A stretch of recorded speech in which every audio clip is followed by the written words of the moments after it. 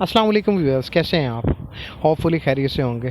आज की इस वीडियो के अंदर मैं जॉब के बारे में जो जनरल टॉपिक्स हैं उनके बारे में बात करूंगा कि अगर अल्लाह ताला ने आपको कहीं पे जॉब दी हुई है तो आपका वहाँ पे रवैया, आपका बिहेवियर, आपका एटीट्यूड जो है वो कैसा होना चाहिए ताकि आप वहाँ पे कामयाब हो सकें और तरक्की कर सकें।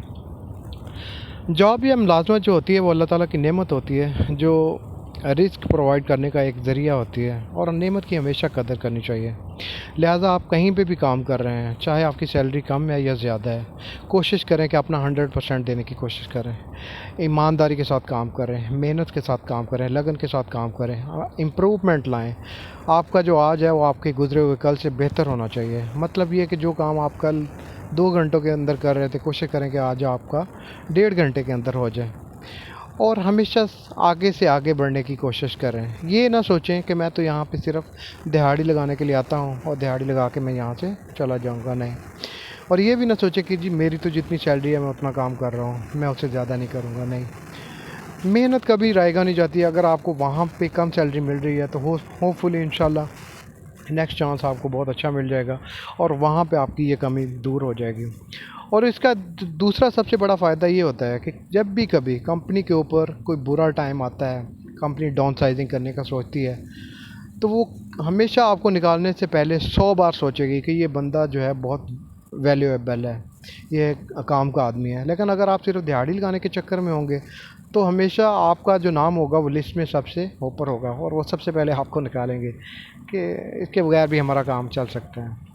दूसरा ये कि जब भी आप काम करें, जहाँ पे भी काम करें, आपके इर्द गिर्द जो कोलीग होते हैं हमेशा उनके साथ तावन करें, उनके साथ अच्छे तरीके से पेश आएँ। आपके जो सबॉर्डिनेट हैं उनको सिखाएं। कभी भी अपना जो हुनर है वो सिर्फ अपने तक महदूद ना रखें। अपना जो हुनर है उनको ट्रांसफ़र करें, उनको सिखाएं, सीखें, आगे बढ़ें। देखें, हुनर जो होता है वो कभी भी किसी के बाप का नहीं होता, आपने भी किसी से सीखा हुआ होता है। इस तरह से अगर आप उनको सिखाएंगे तो आपकी रिस्पेक्ट भी करेंगे। लेकिन अगर आप नहीं सिखाएंगे वो कहीं और से सीख लेंगे। आजकल ऑनलाइन पड़े हुए हैं, यूट्यूब से वो सीख लेंगे या किसी और प्लेटफॉर्म से सीख लेंगे। लेकिन अगर आप उनको सिखाएंगे तो वो आपसे इज़्ज़त के साथ पेश आएंगे, रिस्पेक्ट के साथ पेश आएंगे। और कभी भी ये नहीं सोचें कि ये अगर सीख गया तो ये मेरी जगह पे बैठ जाएगा, मेरा क्या होगा, आपका क्या होगा, ये अल्लाह ताला को पता है। वो आपको इससे भी अच्छा एक चांस दे देगा। मैं आपको अपनी एक एग्जांपल देता हूँ। मैं 2010 में सऊदी अरब में काम करने के लिए गया।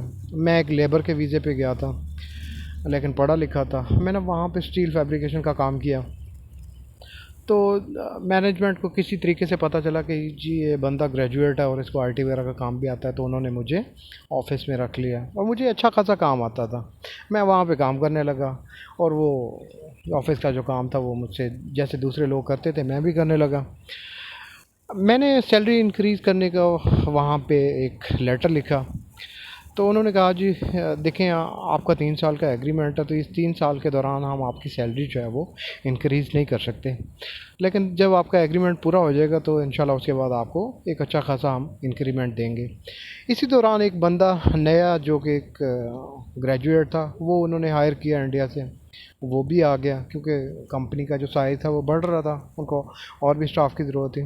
लेकिन वो बंदा इनएक्सपीरियंस था, उसको मेरे जितना मुझे काम आता था उसको नहीं आता था।